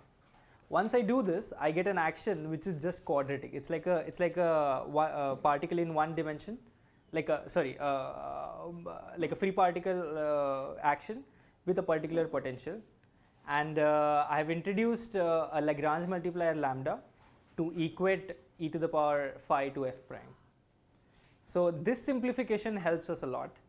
Now we can find equations of motion. This is the equation of motion for phi. You can see is phi basically is in a particular potential which has two exponentials. Lambda prime is 0, so lambda has to be fixed to some constant, and f prime is e to the power phi, which is the Lagrange multiplier equation. The energy of this, if I keep epsilon constant, I have a conserved energy, and conserved energy will be given by this, and this object here is the potential of this theory. So it's like 1D. It's it's particle in a potential. I can find the Hamiltonian of this theory by just finding the Noether charge for the translations, and I get this particular object. The only interesting thing here is that the energy from this Liouville problem is equal to the Hamiltonian derived here when evaluated on a particular solution. So the problem really remains the same even when we change the description. Okay, so now let's analyze this. What does this potential really do for us? So we'll fix lambda to negative values, and I'll tell you why that happens, but we can fix that, and that really comes from the Euclidean part of the solution. So once lambda is fixed to negative values, because there are two competing exponentials, I basically get a well in my potential. Once I get a well in my potential, so let's look at the case when epsilon is either negative or 0. So epsilon is 0, which is the pure Schwarzian case. I have just an exponential potential. Hence, I only have scattering solutions. But once I produce this dip here with an epsilon greater than 0, I have a possibility of getting oscillating solutions also. So now I can get oscillating solutions and I can get scattering solutions. What we can show here is that now we know that this f, which is, so phi is this oscillating particle here, but e to the power phi is f prime, and then we can define what f is. So f describes the shape of the boundary curve, which we have already identified, and the shape of the boundary curve, the relation is this. Hence the shape of the boundary curve really depends on delta into e to the power phi, where phi is this particle moving in this potential. Now let's define two variables, phi 0, which is phi at time equals to 0, some initial condition, which is like some initial condition vertical line, and some phi star where the potential becomes 0, so some crossing point here. Okay, so now I define these two conditions. I say that if the crossing of the potential is greater than where the initial condition of the particle, then it starts oscillating. All I'm saying is when this condition is satisfied, the particle sits here, it keeps on oscillating in this well. Because it's oscillating, the f prime can never go to 0, hence there is no horizon. And if I find a solution up here, which is a scattering solution, which is satisfied by this condition, the scattering solution tells you that f prime can go to 0. Now when can it go to 0? When phi goes all the way to minus infinity. When it goes all the way to minus infinity, e to the power phi goes to 0, hence f prime goes to 0, and then there is a horizon. So this potential allows us to play with, and there is an epsilon parameter by which you can just set the energy of the solution to either negative or positive. If the energy of the solution is positive, it's a scattering solution. Energy of the solution is negative, it's an oscillating solution. And this is what we'll crucially use. We'll change epsilon at a certain time at some positive time, and change from an oscillating solution to the scattering solution, and that would be like a formation of black hole. What we are specifically choosing is, instead of saying an oscillating solution, I can take a solution where the particle is just sitting at the bottom of the well, which is the lowest energy solution.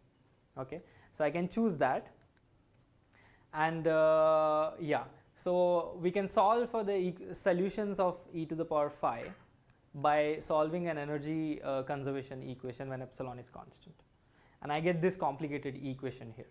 This equation, there is this phi 0 here, really depends on the boundary conditions, and because there is an energy conservation, E is something that gets determined in terms of epsilon. So the independent degrees of freedom, I mean independent information here is just these two and epsilon, and energy gets determined. Now I take the epsilon and change it at I start with some epsilon equals to epsilon 1. No, it's fine. I can see how you do it. It's quadrature integral, yeah. Yeah. So I start with some value of epsilon 1 for which this object is an oscillating solution, and then I change epsilon such that it becomes a scattering solution. So I go from a horizonless the boundary which was going to be horizonless to a boundary. So what is happening is boundary is eventually was going to go to infinity, but at some point we gave a kick by epsilon, and it just bends in and goes and hits the z tilde equals to 0. Now we'll obtain classical solutions in these two phases, the 0 to capital T and capital T greater than capital T, and basically we'll match the solutions here and its derivatives to get a continuous classical solution. So we'll just get a complete one F mode which is continuous across this capital T time. Now this is just these are just solutions, and this is what I had said, that there was a classical solution along the Euclidean circle which I analytically continued and got the boundary conditions, and I can choose a value of epsilon such that I get F. So the F in the first phase, the 0 to capital T time, I am calling the F1. I get a linear solution which is a Poincare geometry which we have already shown. Now when I go to I choose an epsilon such that my energy becomes positive, and then there is a criticality here. So there is basically a critical value of epsilon beyond which energy can go from positive to negative, and hence I can go from an oscillating solution to scattering solution, and I get some very horrendous looking F2. But what we can see is at large T this basically becomes tan hyperbolic. So I can say that this at large times is a geometry with a horizon. This boundary curve defines a geometry with a horizon, and I've already ensured that the solutions are properly stitched along T equals to capital T. Beta is the temperature of the final black hole? No, right now beta is just 2L. This beta is 2L. So that's a bit of this thing, but beta is 2L. So L was now something in your operator, right? in your state. In your state. Yes. Wait, you told us. Confused. Sorry. No, one second, I missed it. So you're starting with this. You're not starting with the Poincare vacuum. I'm starting with the Poincare vacuum, but it's a Poincare vacuum I get a Poincare vacuum in the modified theory also. Okay, but you have a Hamiltonian. That's why you have a Hamiltonian. You're modified. Yes. So modified Hamiltonian. And initially you have some coupling. Yeah. And you choose it so that you have an oscillatory solution, which means you have no black hole, no horizon. Yes. That's the state you start. Yeah. Right. Okay. And that's just to understand. That state has a energy which depends on how fast you oscillate or something. Yeah. I mean, you could Energy. yeah. You start with that. Then you turn on you change your coupling epsilon. Presumably you dump in some energy or something. Yes. Yeah. That's how. I mean, you end with something, sometimes a black hole. Yeah, depending on the value of epsilon, I end up with either black hole or no black hole. So at some point you told us that whether or not you have a black hole is just the question of whether f prime goes to Yes. infinity Yes. at a finite. Yeah. time. And the temperature of the eventual black hole, is that a question of where that happens? Yeah. So I'll come to that. So I'll come to it. yeah, The so- temperature of the F final black hole is something that is where the Choptuik criticality happens. Sorry, yeah, but just and where is this? So the perturbation you turn on depends on this operator, and where was the state? You're starting with. So all of this thing is being done in a BSL state. So I'm basically saying that the BSL state has an interpretation of a thermal geometry in the bulk.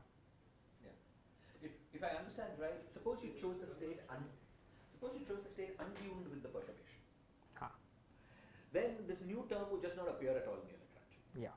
And then you would just have whatever you had before. Yes. And this whatever you had before, is that Poincare or is that? It's Poincare. It's Poincare. So then you would just see just plain Poincare areas. Yes. But now if you were in this particular state, Yeah. now you see more fun happening. Yeah. Exactly. Yeah. Let's see. If you're in this particular state, very finely tuned to this Hamiltonian. Yeah. Then you see the stuff happening. Yes. Exactly. Yeah. So let me. What I can do is I can just. And I'm really sorry. And It's okay. just conceptually, you got this state, and initially, at least the observables in the JT sector will see it to be essentially like Poincare vacuum. Yes. And then because the perturbation is so finely tuned to the Yeah. state, Yeah. later on. I see. Okay. Go ahead. Sorry. So okay. Now I'm just. This is the graph.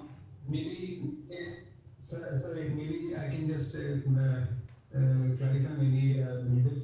Is that to begin with, at t equal to 0, okay, it was a thermal microstate, so that the corresponding bulk geometry is out of a Ringler horizon. And then so then you do this fine-tuned operator insertion, perturbation in the Hamiltonian. So that makes the geometry into Poincare geometry. So there are two stages that Adwait has already mentioned, but let me just say there are two things that are happening. One is that at t equal to 0, this perturbation Hamiltonian is switched on with fine-tuning, and that makes the Ringler horizon go away. Okay, and you are pumping out energy from the system, and also you are fine-tuning the operator, and therefore the Ringler horizon goes away. So this was already done in the Magnuson and Choptuik paper. What, except that they didn't have this analysis of fine-tuning. And then in the second quench, we are pumping in energy by changing epsilon appropriately, and depending on how much it is changing, it's black hole or no black hole. I see. Yeah. Okay. So I got the first. You said Ringler horizon goes away. So suppose you just done the first quench, you would get something like global ADS. Here No. we get a Poincare thing Poincare with that it is. shell coming from left. We get Poincare. Poincare. And what did you have before? What is this So Ringler horizon? so I'm saying that let's say at t equals to 0, we are starting with a BSL state, right? Okay. And the BSL state, we have already shown that BSL state reproduces thermal expectation values, right? Hence, the interpretation of the BSL state itself is a Ringler, is a Ringler geometry. Ringler meaning a black hole state? A black hole state, yes. Is it black hole or is it? What's the mass? It's a black. Do you have a positive in units where Poincare vacuum has 0 mass? Does your initial state have positive and a Schwarzschild black hole in JT model has positive mass? Does your initial state have positive mass or 0 mass? I think it's a positive mass. I think it's positive mass. Okay. Yeah. Then it's a black hole. Okay, you start with the black hole. Yeah. I mean, I'm saying that the BSL state itself is the t equals to 0 slice of a black hole. Okay. Then I see. And then immediately we are switching on the perturbation, which immediately removes the horizon. So what you would say that the horizons were going to sprout from the t equals to 0 slice, but you already removed the energy from this slice such that it didn't come out. And then you add more. Yeah, and then at the end you add more energy by changing epsilon. Okay, all right. Okay. So one comment that after the first stage, actually, when the horizon goes away, you have this equation zero temperature, beta equal to infinity here. Yeah. Okay, all right. Okay. And then the temperature of the black hole that is eventually formed, is that related to where the horizon hits the boundary? Yes. So yeah, so now this is just plots of F1 and F2 stitched along the capital T, and what you will see that F prime itself does not, so blue curve is F1 and the green curve is F2, and I have stitched this along capital T, which is 8.8, and you see that there is a smooth curve of F prime, so F is also smooth, but what you will see is that the F double prime has a kink here. So the blue curve here is F double prime, F1 double prime, and the green curve is F2 double prime, and I've stitched it along the intersection point, and you will see that it's not non-differentiable. It has a kink singularity. So the quench, so I could explain it more from here, is that if I look at this particular object here, I'm going to change an epsilon suddenly by a finite width. If epsilon changes, then phi double prime captures that singularity. Phi double prime has a finite jump. Hence, phi prime has non-differentiability, non-analyticity, and that gets captured by F double prime. So that's why there is a non-analyticity in our function, but it's at the higher derivative. Now we try to extract the temperature of the final black hole. The way we would do it is we'll use the thermalization intuition to say that if I take a string of n operators and I place them at such time instances where the difference between them remains same, but all of them gets pushed to infinity as this t goes to infinity, then the final expression should be that you will get a thermal expectation value of string of operators with t1 to tn as arguments, and then you will get some transients which are falling off. Sorry, we don't have an ADM formula for the mass you can use, do you? I mean, this is what I would call. The system seems to be thermalizing to a black hole. Yeah. So, probably, I mean, this is what we will identify with ADM mass, Right. the Hamiltonian of the system. Yeah, but yeah. I think it should be, we can probably, So couldn't you from there extract From a mass asymptotically as your F settles down? Your F is sort of From here, hyperbolic type. Yeah. Exactly. You could do this. Yes. I would just, I mean, I probably just wanted to point out the thermalization process in the field theory. That's very interesting. Yeah. So if we already know a solution which we have formed from stitching and changing epsilon, and we know how to find a 2-point function on a particular f, that we just do a conformal transformation of the 0 temperature 2-point function, and find that 2-point function, and let's just expand in large time. When I expand in large time, I get this expression, and I just have to look at the leading order piece, because leading order piece is what you will call the thermalized piece, and the Euclidean periodicity of the leading order piece will give you the temperature. So this C2 here is root of E2 by 2. E2 is the energy in the second half of the phase of our problem. So the final black hole has this particular temperature, and now let's look at what E2 is. So the final black hole has, and E2 has some complicated expression depending on where you do the quench, because it depends on the initial condition for the second half of the solutions. And I can rewrite this as just this, I can call this whole object as some epsilon critical, and it will become this. Hence the T black hole should just go as root of epsilon critical minus epsilon, and this is what we call Choptuik-like phenomena. Now, why are we calling this Choptuik-like? Because what happened in Choptuik phenomena is gravitational collapse on spherically symmetric matter was considered, and the initial data was parameterized by some parameter p. What was found that there was a parameter, there was a value p critical, that the black hole only forms if p is greater than p critical, and the mass of the final black hole was given by this formula, where gamma is called the Choptuik index.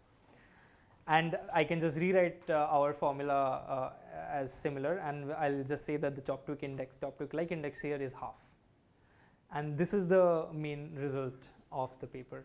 But just to understand, if what was epsilon 2 again? The strength of the final perturbation. The strength yeah. of the final. Yes. So in this is the profile for epsilon. Right. So the epsilon hat in the initial phase was epsilon 1, and in the final phase was epsilon And 2. if it doesn't go lower than epsilon Critical, you then don't there form is a no, black yeah, hole. yeah, exactly. I see. And epsilon critical is set By the, by what? so let's say I take these two objects and put in here, and so basically energy gets determined in terms of epsilon hat. Okay. So when energy is determined in terms of epsilon hat, whether energy is positive or negative tells you whether it's oscillating solution or not. So there is a relation between epsilon and energy. You can change epsilon to make energy positive from negative, and that changes your solution from oscillating solution to scattering solution. And that is the relation which we'll use. So I can show it to you. If you dump in some units, Yeah. So where Poincare vacuum is zero energy, if net you dump in positive energy, system thermalizes and forms. Yes, If but you the don't dump it in, if you don't dump in positive, you've got some oscillating solution with. yeah. So the one interesting thing here is that if I just take a pure JT gravity, and I'm working in Poincare coordinates, and I do any perturbation, any small perturbation like a delta function with any strength, it directly forms a black hole. But we are still working in Poincare coordinates. We have an infinite space, but why is it that we get a criticality? Why is it that we get a Hawking page-like phenomena, the dynamic version of Hawking page-like phenomena, that there is a particular critical strength? That is because the state we are working in is not the ground state. The state itself has a scale, and that scale creates a criticality. So we are not really working in the ground state of the JT theory, we are working in the ground state of some modified JT theory. Now it would be modified by some operator which is dual to this Smalders-Kurukulu operator. And I'm really sorry, but it's not true, right? It's not as if the energy of your initial state anyway you set to zero by time. Initially you convert it into Poincare. See, now I just epsilon critical is not related to how much extra energy you have to put in to first come to zero, and then add. Oh no, yeah, I see, yeah. It's not that. No, it's not that. More than that. Yeah. Something interesting. I see. So the state. I mean, from field theory, there's an operator modification going on of the theory. Of the theory, yeah. But also the state, it seems. And also the state, right? Oh, that seems important. But somehow the theory is now developing a mass gap, right? Yes. I see, I missed that. I think. Is it that I mean, if you the think of ADS thing is getting capped off? Is it? If you think of it as a two-sided theory, is this right? Then if the kind of modification you're doing is mass term. Yeah. So what generally happens is that if I have in CFT, if I do a relevant deformation, it develops a mass gap. But we are working in a near CFT, and in that sense, it develops a mass gap. Okay, maybe I'm saying it wrong. We can later. Okay, and later for sure. But just to understand, it's not as if the deformed state has a dual geometry which is some capped off version of ADS, right? I mean, if that were the case, then I'd say, okay, you have to put in enough mass so that the horizon comes out, like it does in these gapped versions of ADS. No, right? That's not what's happening, if I gather. No, I think it's exactly that. Like that? Yeah, it's exactly that. To shift the horizon all the way up to the Poincare, you have to take out the energy. then it goes all the way to Poincare, and that what we are calling the first quench, what happens at t equals to 0, it really takes out the energy from my system. No, I understand, but having taken that out, after that you have to put in energy equal to some critical amount. Yes. Before, yeah, that's what I'm trying to understand. Yeah, so the critical Because amount would, different stages. yeah, so I'm saying let's, That's the critical. I thought somehow there's no mass gap. If you got no mass gap, anything will do it, right? Yeah, that's correct. so I'm saying that let's say we are sitting at the bottom here, which is the Poincare, right? So if you're sitting here at the bottom, we have a Poincare geometry. Unless I provide it energy of this height, which is the mass gap, it won't form a black hole. So this depth of this potential is what we would is what I would call the mass gap. So I see. Then it's like what Shiraz was saying. Although it's the Poincare geometry, because it's the Poincare geometry in a modified theory. Yes. It's actually a state with a gap. Yeah. It's a very strange thing because normally from the geometry, if the throat goes to infinity, you know, the geometry tells you whether you have a gap or not. Yeah.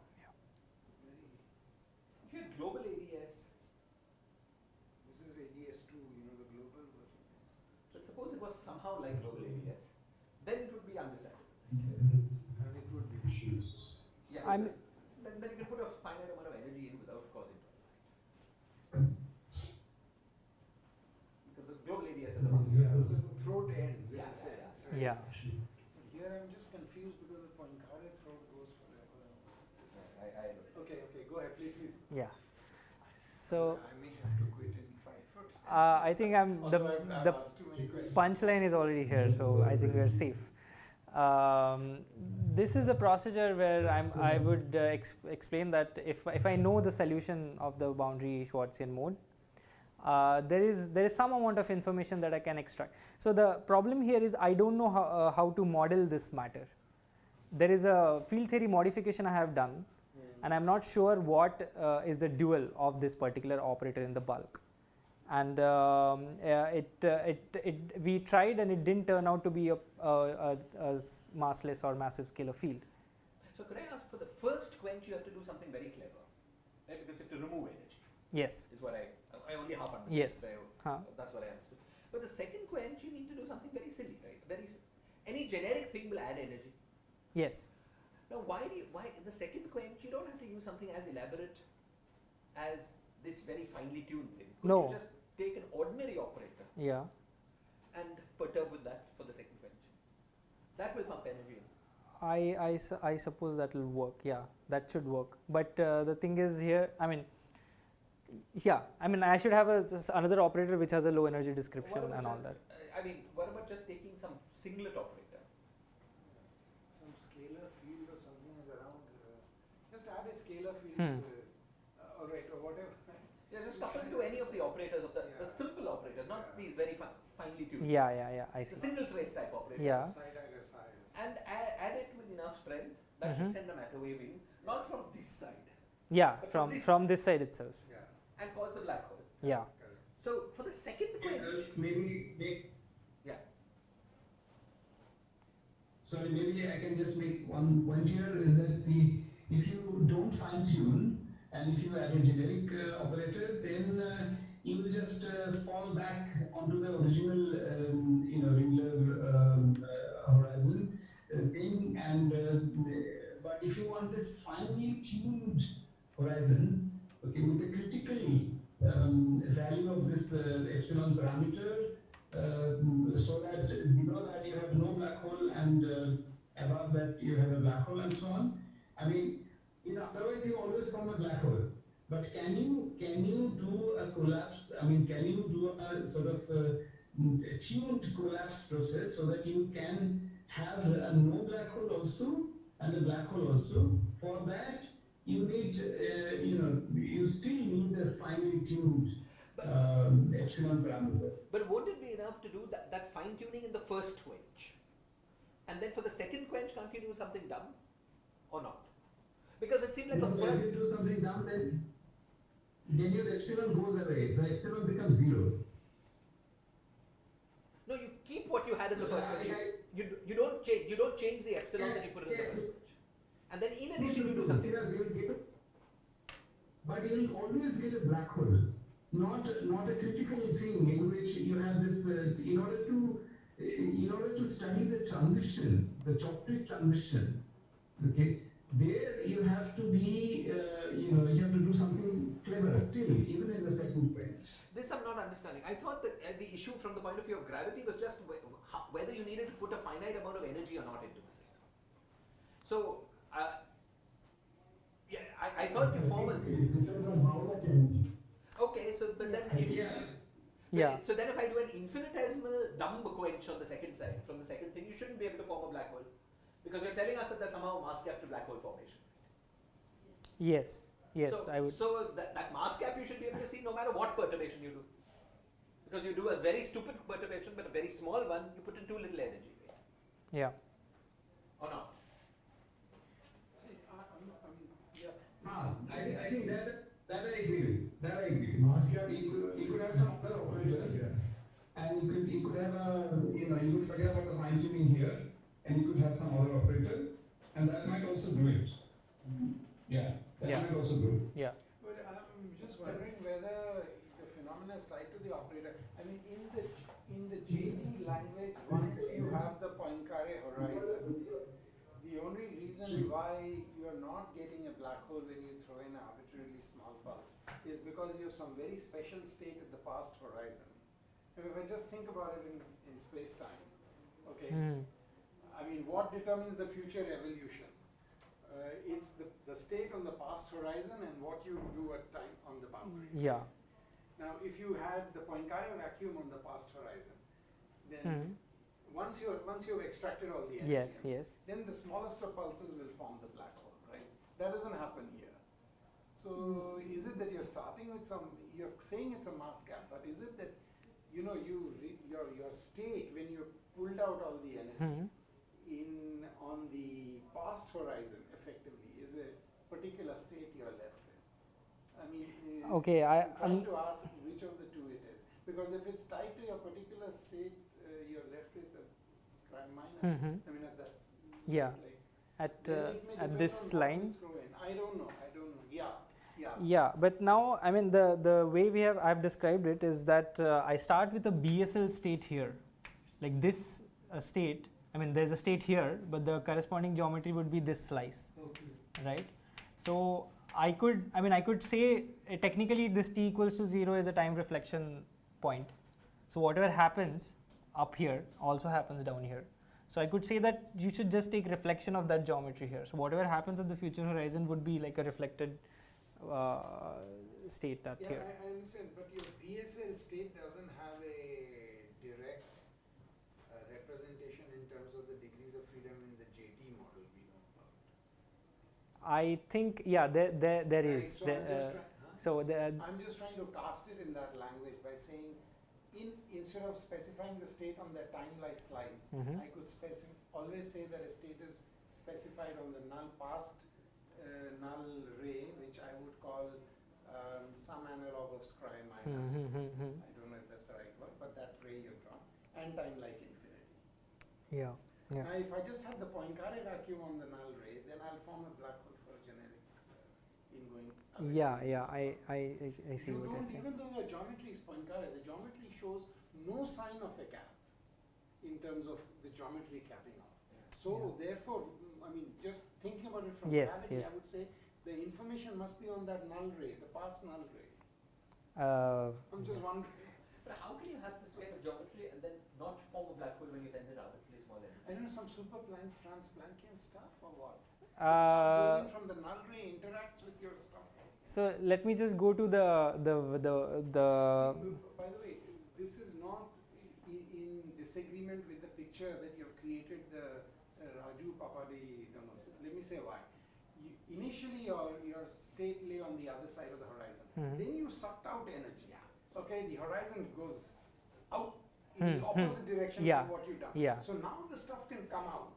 That's what I'm saying is happening at this null ray. The stuff is coming out and making all the difference. That's why I'm saying this. Is that what's going on? So let me tell you about the interpretation that I know of these BS states, which is this kind of stuff.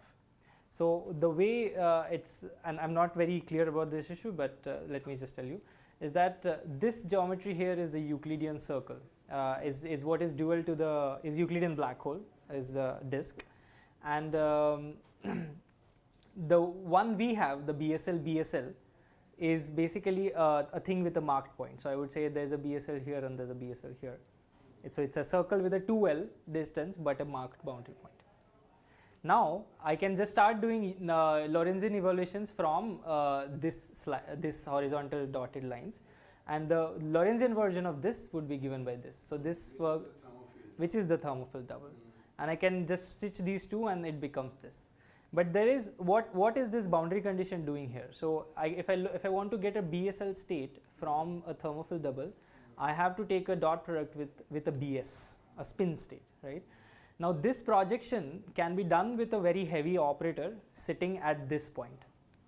And this project, the way this projection is done is that this operator sends shock waves in the geometry, and that cuts off the space, and that's why I'm just calling it, and the space in here is the only thing you have left. So whatever was the left side is the side, is what we'll call left, this part of the geometry, which is what we'll call the interior of black hole. So again, what's the interior of black hole? So just look at these two diagrams, and only modification is there is a shock wave going from in the future and past. Which part of the, what in your process was that shock wave? No, so this is in the boundary condition. So choosing to work in that state? Choosing to work in that state. So I can get that state from a thermophile double by doing this projection. And what in this diagram was that you modified the Hamiltonian? Oh, in this diagram there is nothing. So this diagram is only explanation for a BSL state. A BSL state. But BSL state is special only when you tune it with the modification of the Hamiltonian. No, BSL in general. In general has in the Schwarzian action has a thermal interpretation. Fine. And that thermal interpretation is just this geometry. Fine. So this is the geometry you should think about when you are thinking about BSL state. The region outside the horizon are those two, is that straight line? This right? is the So horizon. you're saying the BSL state is like these shock waves across the horizon. Is that right? Yeah, behind the horizon. Yes, Yeah. yes. So, right. Really sorry, No, I'm actually just done. So very interesting. I see. So you start with the state and then you have the Choptuik-like phenomenon. there is a small like a procedure by which we can extract some information about the bulk model of the matter, and that is just following the equations of motion we can really find out information about the stress tensor of the matter in the bulk near the boundary. So that from an F you can get the information about that. So there is a procedure, and in principle you can find stuff about. And what really happens is the stress tensor depends on these. Boundary stress tensor? This is the stress tensor in the bulk. In the bulk. So I have added some matter. I don't know what matter it is, and it has a boundary term. So I solve for equations of motion, and this is the formal expressions, and I'm saying that matter produces some stress tensor in the bulk. I want to understand what stress tensor do I really need in order to mimic the Maldacena-Kurukulu perturbation, and I can just find some information about it by just doing the, I have to really solve for dilaton. If I get the information about dilaton throughout the bulk, I really know everything about the geometry, because so how much can I find out about dilaton from the boundary mode? It's only really the boundary information. That I know that the dilaton at the boundary is just this. Hence, at leading order, if I know T, I know what phi bar of R is, and I can just reconstruct the stress tensor only near the boundary, the bulk stress tensor. And you will see that stress tensor captures the same singularity which was there in the mode, the second derivative. Hence, you can say that we did some throwing in kind of stuff in the bulk also. We threw in some matter in the bulk. Yeah, so I'm done.